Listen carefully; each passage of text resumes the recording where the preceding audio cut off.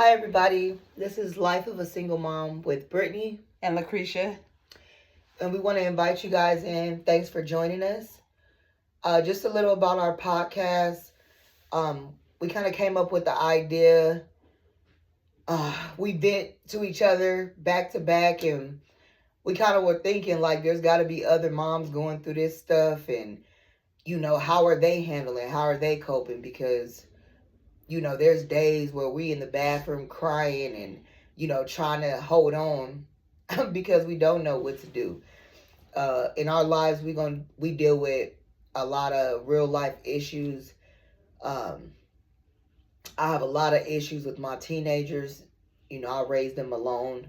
I became a mother at 15, and I had my second child when I was 17. So it's been a long uphill battle for me, and I'm just trying to hang on, and I want to try to help inspire other women and um, make them feel relatable to and understood that they're not alone.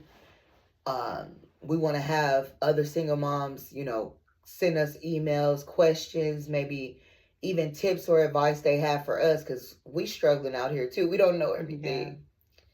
So. And we also just want to have a platform for you guys to be able to be open and honest with yourselves and each other and just speak out and talk about things that are left unsaid, living in the struggles, having jobs, working jobs, trying to make ends meet, doing everything you can, and nothing seems to be working. You feel like you in the same spot, getting somewhere.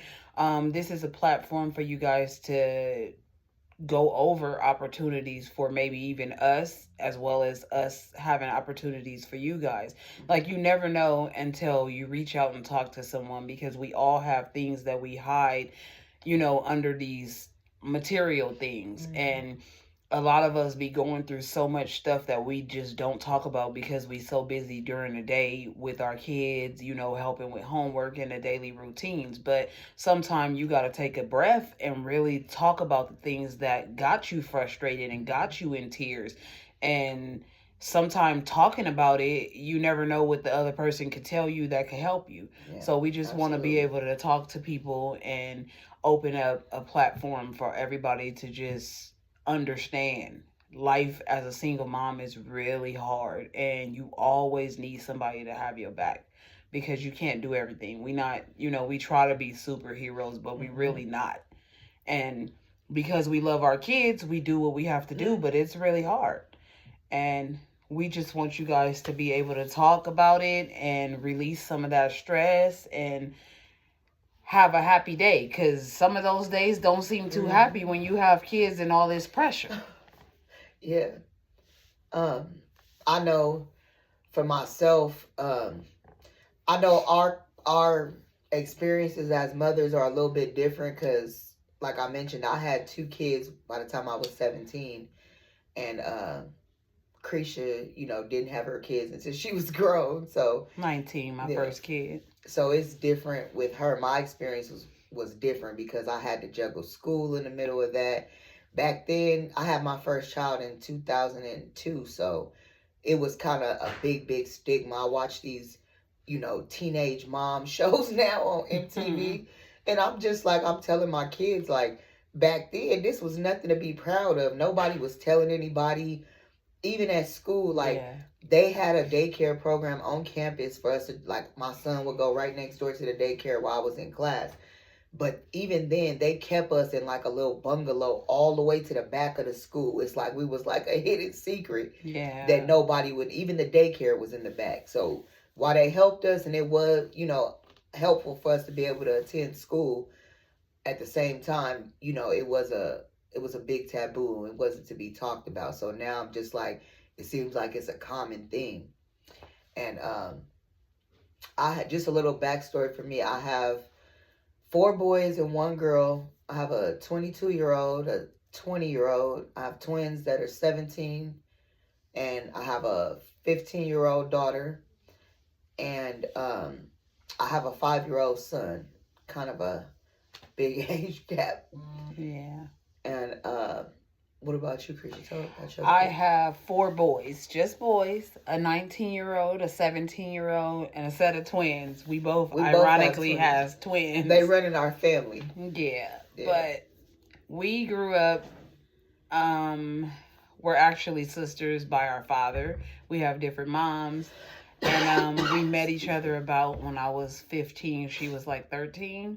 And we just clicked ever since then. You know, we have a couple of other siblings and stuff, but we're pretty much the closest. It's funny because I originally talked to I have 3 siblings the same age. Her, another sister, and a brother. They like a couple months apart, but I originally talked to the other 2 first.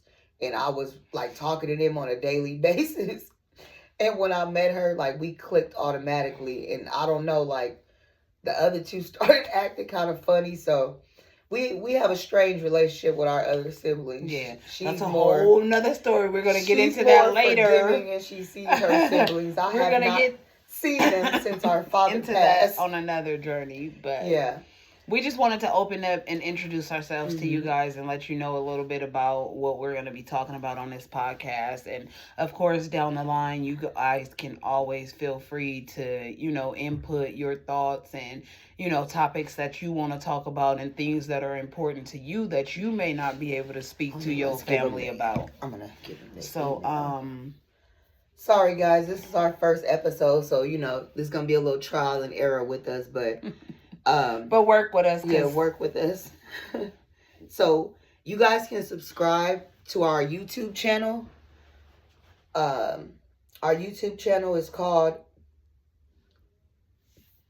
Day in the sorry, give me 1 second.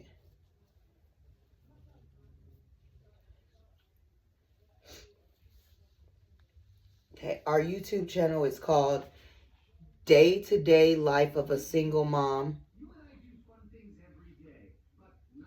with Brittney&Creasha. Let me see if I can see if you guys can see that.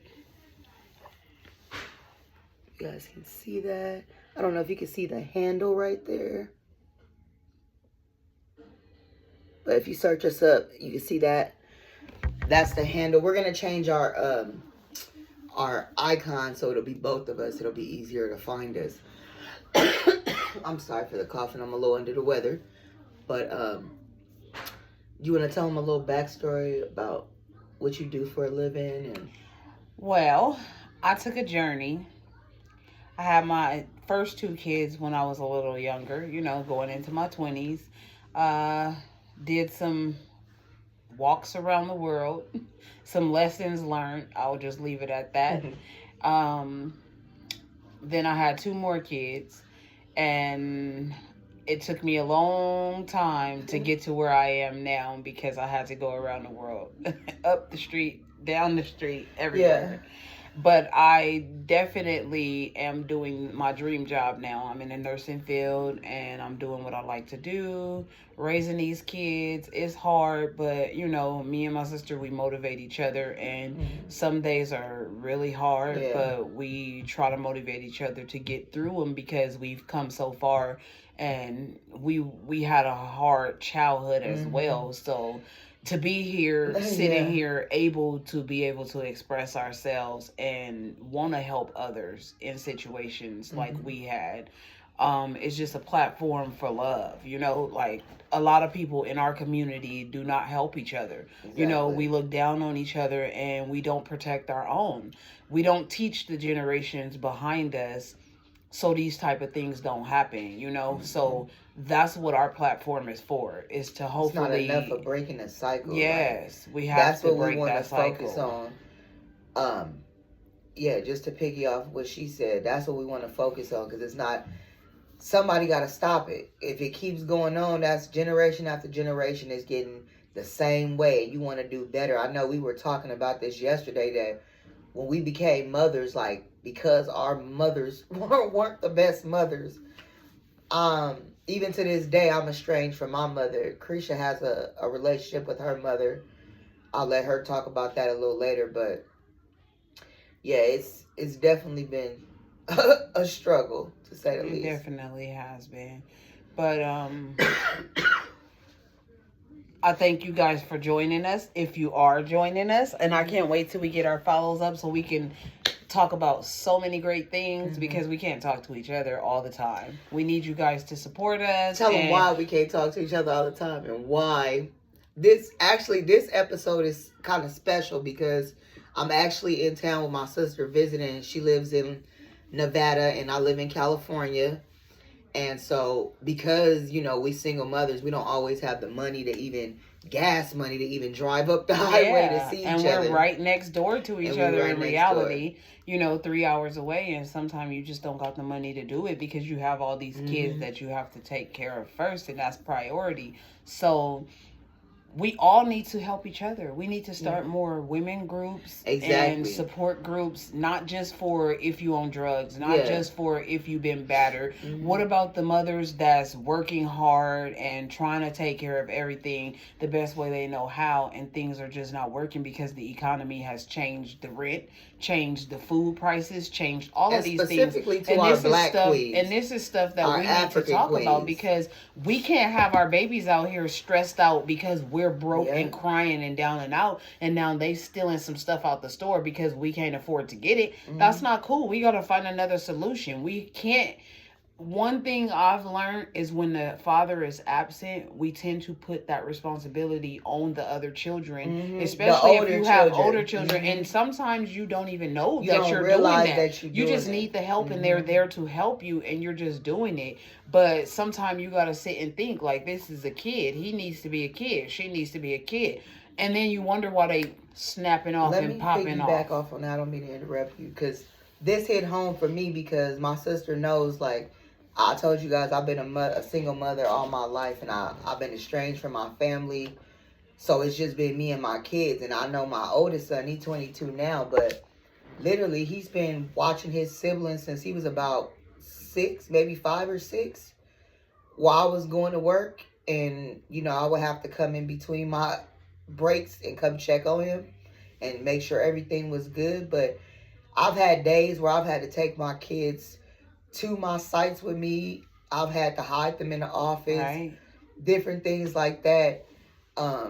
So it's really a struggle, and I want to cut this down for all, because I know people gonna get up on here, the naysayers, especially the men, and tell us, oh, you guys gotta pick better, and it's why y'all not with the dads and stuff like that. Without getting into too much explanation, because that's going to come later in our episodes, but I just want this to be clear. No woman wakes up and thinks, hey, I want to have these babies and raise them on my own. Nobody thinks that. And I just want to point out that most of the time, you may not know the person you with until later on.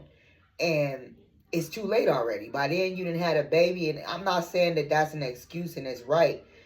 But what we don't want to happen is y'all, people feel like, oh, we made this bed, so we should lie in it. Because that's why I think, and I always say this, as mothers, for me, I've always stood on business with my kids, because they didn't ask to be here. And whether or not they dad want to stand up and do their job, I made them, and it's my job to take care of them. I can't be out here asking for handouts. I can't be out here asking for help. And, that's just my take on it. So. And on the other hand, I've been a little bit more blessed in that format, because my kids, my oldest son, his dad was killed by the police when he was 16 months. And my other 3 kids, they have the same father, which, he's been a part of their lives. And his family has helped. So I haven't been totally on my own. But physically, I have a lot. And it's really hard when you don't have anybody at all. Like my sister said, she doesn't have her family or anything. Like, we don't know.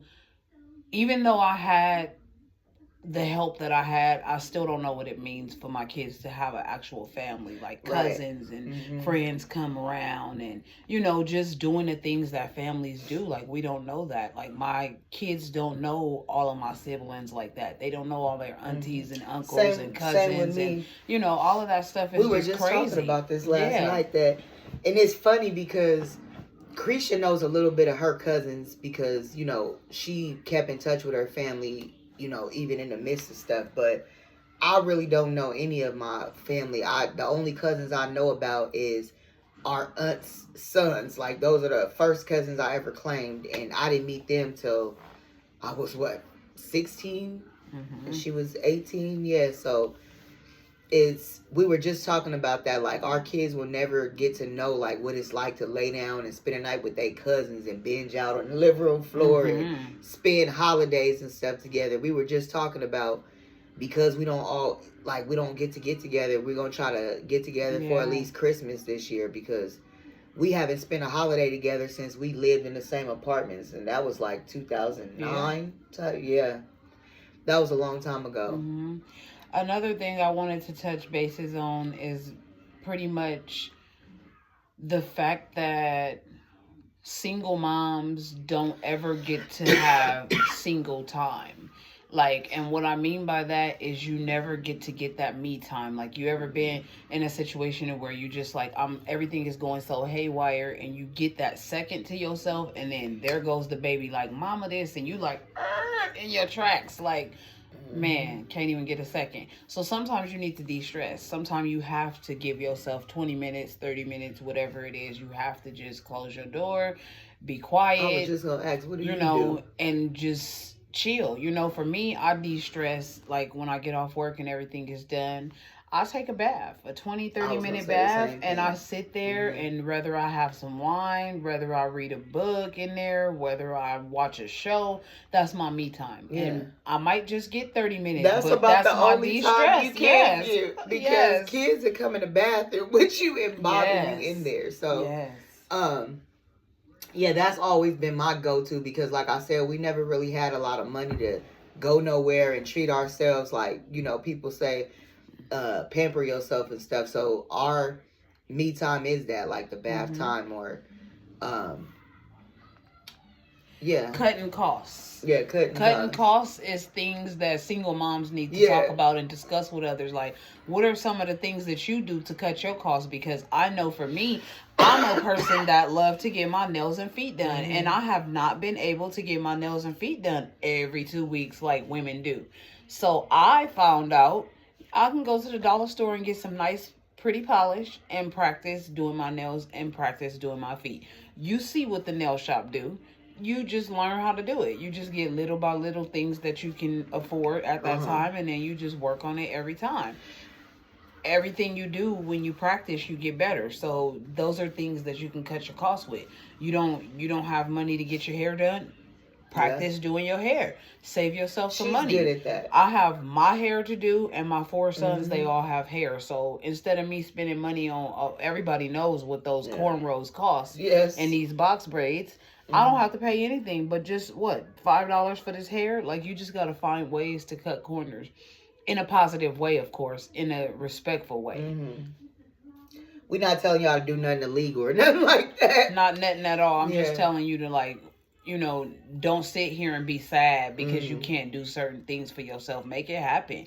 You know, sometimes it will put you in a depression because of all that you're going through. But sometimes you have to just fight through those days, because you can't give up. That's the one thing you can't do. So if you know you can't give up, you have to find a solution for this problem. So that's why we here. That's why this platform is here, for us to all share our problems, and we can help each other. Because I might be going through something that you just went through, and you got the key to my problem. Exactly. Vice versa. You might be going into a season that I just came out of, and I have something to tell you. So it just varies, but you got to communicate with people, and we got to help each other, because it's a lot of us out here, and we don't all talk about it, As Black people, I think that we are definitely the most divided.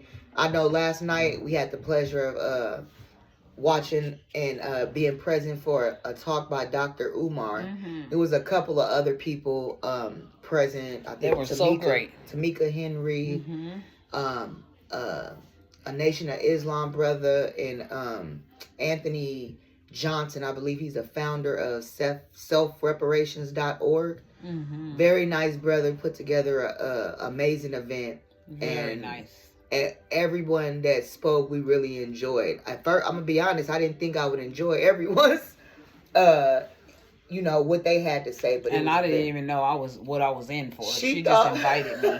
She thought I was, because she had never seen or heard of Dr. Umar. When we got there, everybody was talking about Black Power. It is when she turned around and she was like, "What, you got me in a Black Panther movement?" I told her, I said, "You know what? Basically, we the new ones." And so I'll let you tell him what you thought about that. I really thought it was great. I thought that he should be standing at the top of the mountain screaming that word he was speaking to all of our people, because we are so caught up with drugs and guns and all this ignorance. Keeping up with the Joneses. Keeping up with what everybody else got. And you forgetting that your kids is failing in school, that your daughters is having teen pregnancies, that they talking to, you got a 16-year-old dating a 25-year-old. Like, you got to really be in tune with what's going on in your household. Especially before in these days. Why you think they put guns? Why you think they put the drugs and all the stupid stuff that we gravitate to out there? This is out there to entice our kids to get in trouble, to have criminal crimes on their records, rebellious, and all of these things that's going to hold them down as a Black man. First of all, you already have the odds against you. So what do we need to do as mothers? We need to stand together, not sit here and be fighting. I know now, I remember when I was younger, my neighbors used to snitch on me if I did anything. Now, you try to check somebody's kid for doing the wrong thing, and now you probably got to get out with the mom after, because you trying to correct her son from doing something. It was a sense of community, and that's what I want to say. Like when Creasha was mentioning that she had a different support system than I did, I now get the meaning of it takes a village, because like I said, she has 4 kids. I have 6 now, but to see the difference in our children, them being my kids being raised without a parent, there no kind of authority figure there, because I'm out being a breadwinner trying to, feed them and provide.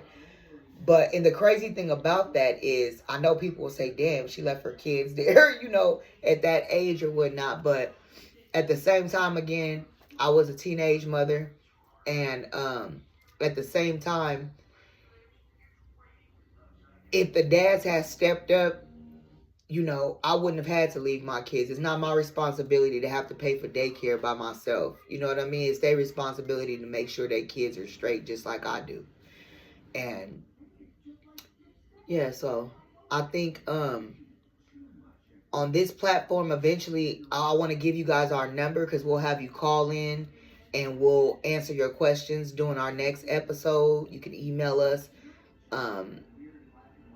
So we'll post the number. We'll add it in like the captions of one of our videos when we post it. And I know Creasha told you a little bit about her backstory, but I have 2 degrees. I have one in criminal justice associates, and I have a bachelor's in forensic psychology. What made me get into psychology was my twins. They've been like addicted to video games and electronics from a very young age. Probably, I want to say 7, maybe 8. And I've had them in therapy, seeing psychologists, psychiatrists. One of my twins, the youngest twin, actually has had an IEP since he was in 1st grade, and he actually had to go to a totally different school than his twin because his behaviors were so outrageous. And that's another thing I was telling my sister last night. Like, the school's agenda is to push the kids, the Black kids, into special education programs. As soon as they see they can't sit still, they want to see what's going on. We need to see them, send them to the psychologist to see why they won't sit still. And like Dr. Umar was mentioning, boys have a lot of energy. And I know you got 4 boys. Yes, they do. I have 5 boys. And when I tell you boys do not sit down, they do not sit down. And that's just what it is. And I think that I told her last night, that's one of my biggest regrets, is that I moved too fast.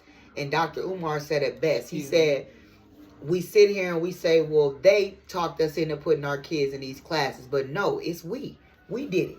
Because it's the white teacher telling us that our kid is a problem. And then because we tired of the phone calls, we tired of the suspensions, we don't want to keep leaving work to go pick up our kids.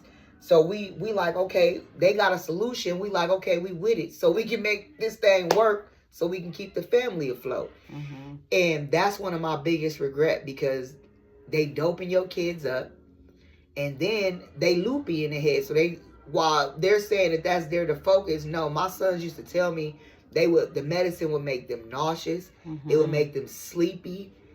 And I noticed all the teachers, just like Dr. Umar said. Yeah. That medicine is meant to slow them down, and it works with your brain, because your brain tells your body what to do. Yeah. So if your body is slowing down, your brain is slowing down too, because your brain is telling your body to slow down. Yeah. So you have to read between the lines. And we all know any drugs alter your... Like a lot of these things that are given to us and given to our kids, we don't read between the finer lines. And that's why we don't know these things until it's too late or it's already happened and passed, because we're not paying attention. And just be honest with yourself. Come with a manual. Just be honest with yourself, because we all make these mistakes. I'm not singling nobody out. I'm talking about my own self too. Like, we all make mistakes, and it's time for us to wake up. The moms are the ones that gotta wake up, because these dads is not gonna do it.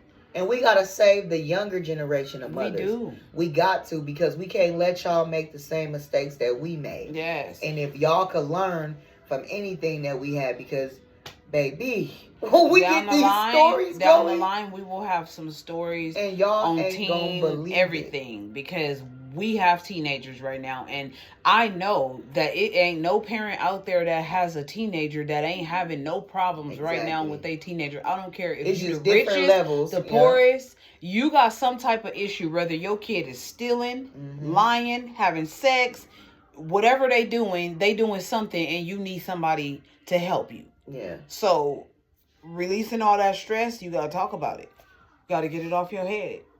Like I said, that's what the behavior problems I was having with my children is because I was going into criminal justice originally. I wanted to be a corrections officer.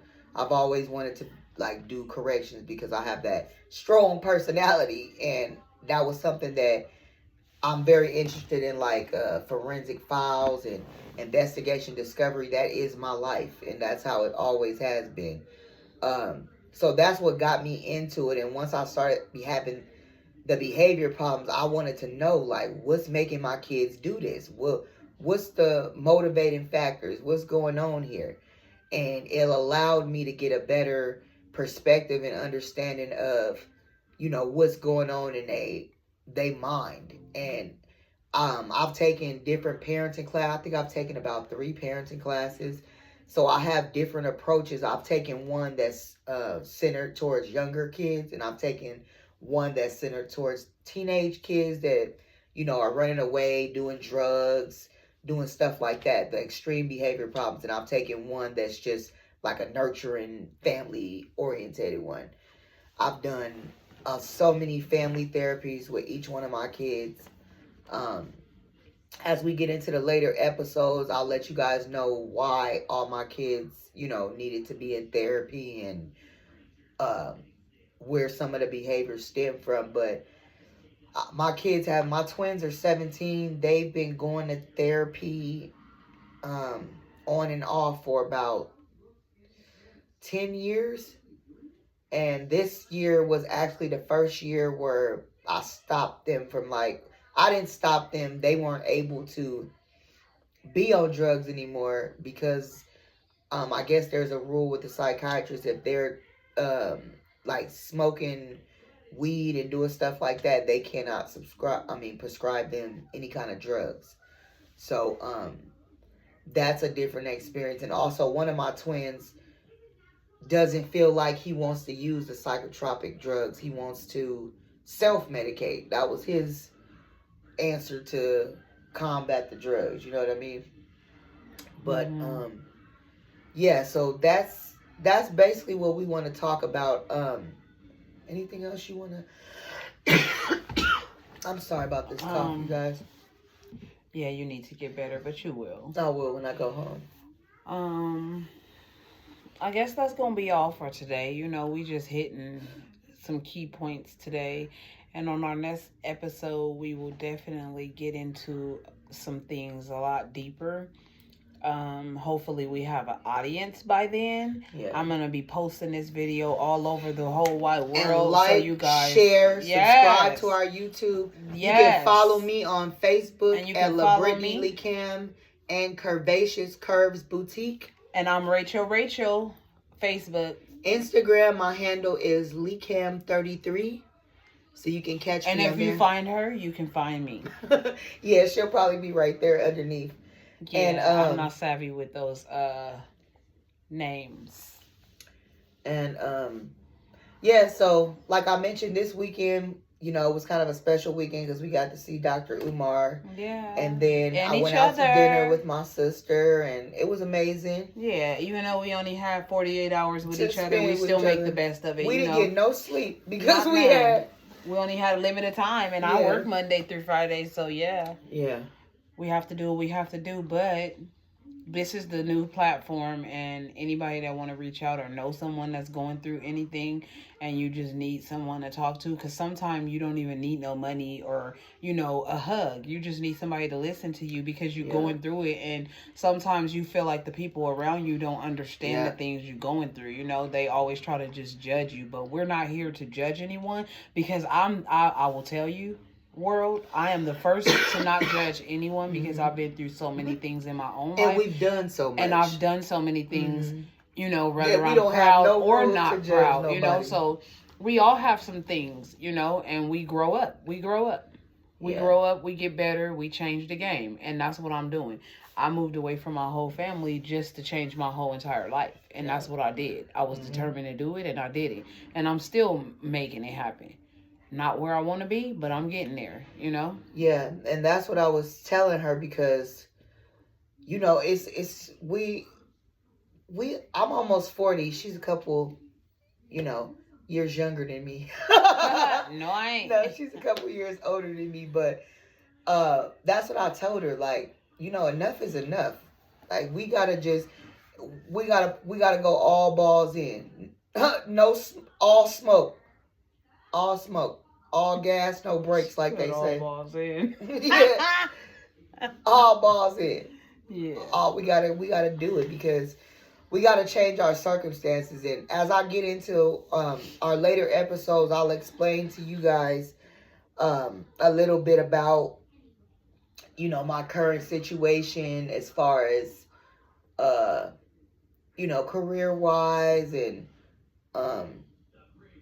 my different business ventures and stuff like that. But I mean, and even, you know, perspectives from like women's health, because I work in women's health, and, you know, we can definitely set some platforms up to talk about that, because a lot of women don't talk about their health, the things that we go through emotionally as women, just outside of the daily problems. You know, you have to be healthy in order to do all the things you need to do for your kids. You know, you need to be mentally healthy. You need to be physically healthy. Yes, you need to be healthy in every aspect of your life, because we sit here and we hide behind these cries and these frowns and these fake smiles, and our kids are having nothing poured into them. You know, like, we're so busy worried about when the next man gonna love us, we don't have no time to love our own damn kids. That's crazy. Sometimes you gotta say, forget the man and just focus on being in the present with your kids. And yes, because can't take those gifts for granted, because one day at the end of the day, that's all you got anyway, is your kids, and that's how it's always been. Yeah. And I know for me, I was telling my sister the other day, like, we work so hard to try to save our kids from making the mistakes that we made, and prevent them from going down the roads. But at the end of the day, we went down those roads ourselves. And I know you were saying that you was talking to your son about, when you get to that stage in your life where you got to choose between two options and you end up making the wrong being choice. an adult and not realizing that your parents have to make certain mistakes, because we all come here and we don't have answers to anything we do here. Yeah. So everything is a learning experience. And when we tend to forget that, things go wrong, and that's when the stress and everything come. Like, you can't keep beating yourself up like you didn't know. Right. If you didn't know, just change it. Yeah. That's the most important thing, is that you don't keep making the same mistake. Yes. You have to learn from them. I was telling my sister, like, I feel so crazy, I will say, because I have 6 kids. I have four kids' dads.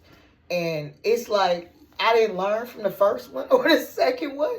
It's just like, and my last kid's dads versus my other kids' dads, completely different. I would never have guessed that I'd be in the same boat, but we'll get into that later. But yeah, you guys, so we're excited for you to be here, and we can't wait to share our journey and our personal stories. Later we'll get into, I know my kids have already mentioned that they want to come give their teenage perspective. Let them sit on the platform at a later date, because I think it's important that we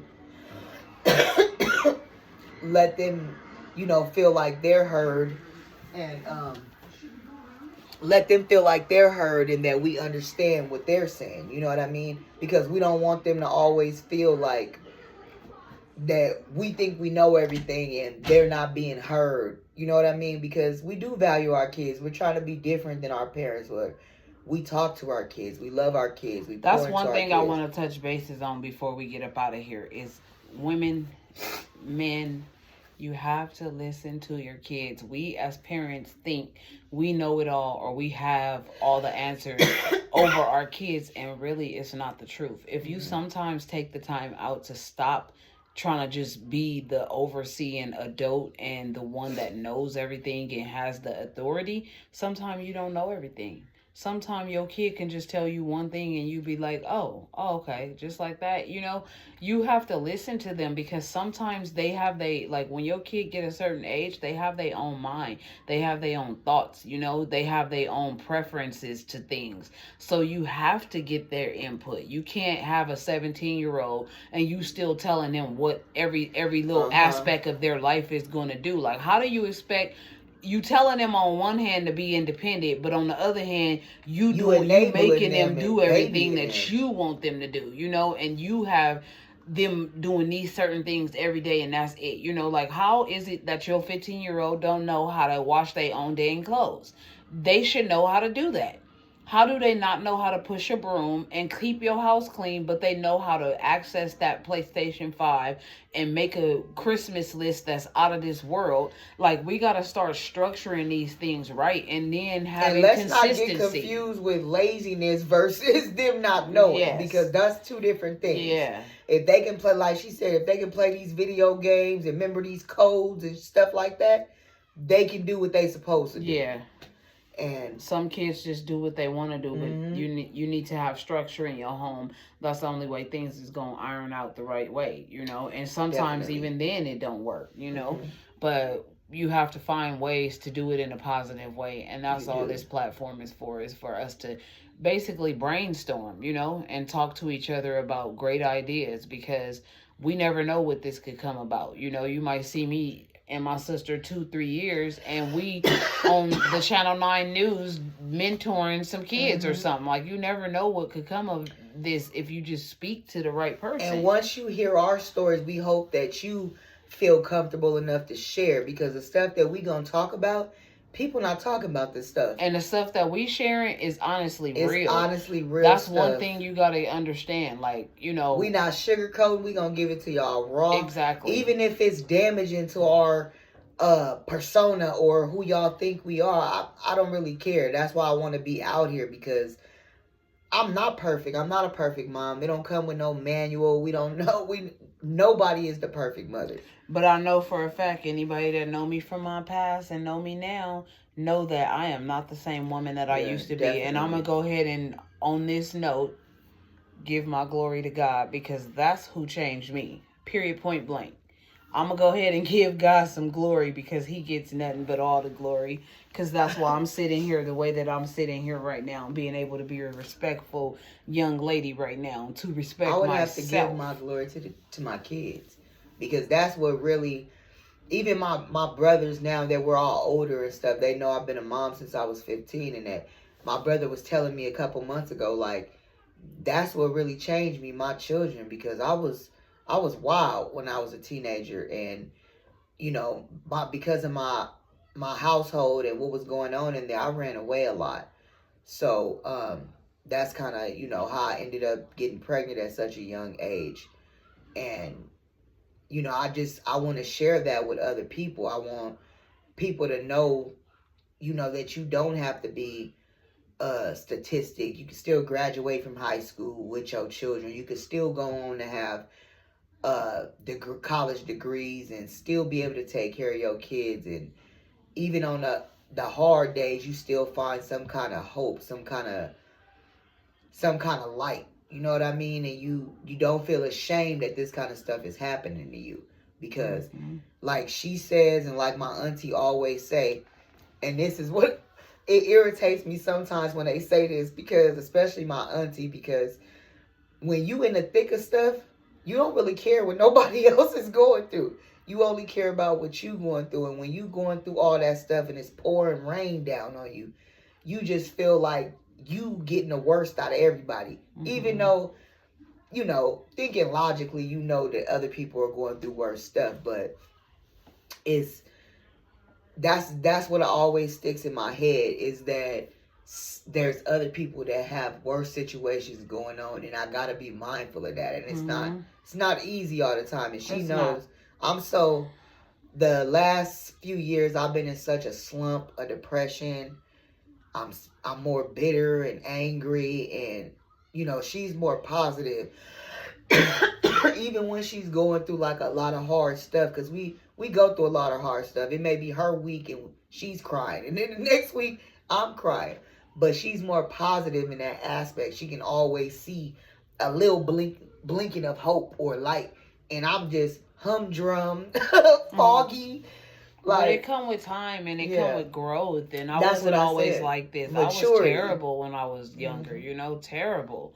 And I'll be the first to admit that. Like, none of us is perfect, and we will never be. But when you know that you fight hard to make a change, you just stand on that, Yeah. And that's what I did. Like, you have to have the want to change, first of all, and the want to be better. Like, wherever you are in your life right now, you can make it better. You just have to want to. You have the power. Yeah. And you just got to put the footwork behind it. Yes, and a lot of us be lazy and don't want to do it. Make excuses. Yep. And I'm the first, because I've been on my own since I was 15. People view me as rude sometimes. I think I just don't have no sympathy for nobody, because nobody had no sympathy for me. Feel what I'm saying? I've been on my own since I was 15, raising these kids by myself. Nobody gave me no handouts. I didn't raise my kids on welfare, because it was never enough for me. Like I said, I had 5 children, so I've always had a job, 2 jobs at times. So yeah, I just think that, once you hear our stories, it'll inspire more women to come out and share, and we can build a network for our queens, our sisters, our African sisters. That's who I'm really speaking to, my African sisters, because we have the most at stake. We have the highest statistic of not being married, of being a single mother, and we need a community. You know what I mean? I know sometimes a lot of us, we always not each other's cup of tea, but we got to stop doing that and recognize the community between us, and how much greater the impact and what the resources and things we can do. And, I was just telling her a story yesterday. I said, I don't know why our sisters are like this. For instance, let me give you a scenario. You walk into a store and you got 5 kids with you. Now, only one of those kids is yours, and the other 4 you just helping your 2 coworkers or your cousin or whoever, and they got a couple of kids each, and they want you to babysit today because you're off, and they babysitter canceled, so they need help. So you have to watch all 4 of them, and plus your 1, that's 5. So you go to the store, and the minute you walk in that store with them 5 little kids, everybody is looking at you, and they like, dang, she got all these kids, but they not realizing that you just this kind girl that just decided to watch somebody's kids today. But because society wants to judge a book by its cover, they automatically judging you because you got those 5 kids. Everybody got an opinion. So everybody got it's a just perception. like, why do we do that? Like, if you walk into a store and it's 3 or 4 African American women there, and you walk in, they all got eyes on you. Our as people if you are done the something. worst Why ones. do we do that to each other? We are help our each own other. worst enemy. But you see the Hispanics, they walk past each other and they like, hey, how you doing? They live in helping 4 each other. generations in a household. Why we gotta hate each other? Yeah. What's the point? Nobody's taught that from birth. You don't come here and the doctor is screaming that in the delivery room. Like, like we can be arguing crazy about to chop each other heads off, but our kids want to play with each other while we sitting here acting like we the kids. Crazy. Get it together. And we got to talk about that too. Black women, stop fighting in front of your kids. Yeah. Like, that is, I don't see how y'all do that. I don't see how y'all be doing none of that. That's cool when you in your early teens and maybe 20. When you young, dumb, and don't got no when you know direction. better, you should be doing better. You should not be arguing with nobody. If don't nobody walk up on you in your space and put you in any kind of jeopardy or your loved ones, you ain't got no business out here tussling and arguing with these. Because these new folks is crazy. They doing crazy things. They shooting up your house, busting out your windows. On our way to dinner, we was stopped at a light, and we didn't even know what was going on. It was a man laid out in the street dead. He got into it with somebody, and somebody shot him and drove off. Yeah, and he was dead. And I was telling her maturity level is so much better than mine, because the stuff that I'll pop off of, she'll recognize that she got too much to lose right now. And I'll be, I'm And it's crazy, because back in the day, it wasn't so easy, sweetheart. It was the same way, It was not so easy. But you and grow. That's what I always tell her that, like, I admire that about her, because, and I told her, I said, that made me wake up seeing that man laid out, that I'll be sitting here arguing with people and don't know what people capable of. I'm having a back and forth with somebody, I get my head blown off just because I had to go there with somebody. Yeah. And you don't have to do that. Black people, we got to be a better example. Stop sitting up in this house on welfare, on Section 8. That is a stepping stone. And I need y'all to know that. And if you don't use it as just a stepping stone, then it becomes a cycle. And you'll never get off. Stop doing that. You're going to chase your tail round and round on the hamster wheel. Make a plan, sisters. Make a plan. If you fall on hard times, like you leaving, your dude or your marriage, and you need to start over, reach out to those resources and get that help and move forward. But and move make quickly. A plan so that you're not on there for only a certain. Get a job. Do not stop giving y'all money to these institutions that's not for us. And I want to say this because I've been a part of black groups, like African American groups, where we buy from them, sell to them, we network, everybody buy, do business together. When I say that was the worst experience to me, networking and working with my black people, and I'm going to tell you why. I had so many bad experiences. I got cheated out of money. I got products that wasn't promised to me. I got the wrong stuff. And that's one thing about my black people. Y'all not taking no accountability. When you make a mistake, simply apologize and try to fix it. Don't act like you don't have something to fix. Don't act like it's not a big deal. Because it was a big deal when you asked me to cash out that money. Sound like we're getting personal or Zelle that money. It was a big deal when I did that, and that's what I don't like. Everybody want to ask for a deposit. They want the money right away, but when you make a mistake, you got to go through hell and high water to get your money back. So, black people, please, And I just saw something. Stop putting this money into these white institutions where these people is running the schools. If it ain't our people owning it, don't give them your money. Because they ain't giving us nothing. They're not giving us nothing. Yeah, so we gonna end right there. Yeah. And y'all let us know what y'all think? got to say about this video, because it's so much more to come. And I appreciate all you thanks guys for joining us. following us. For Life of a Single Mother with Brittney. Lucretia. You guys have a good night.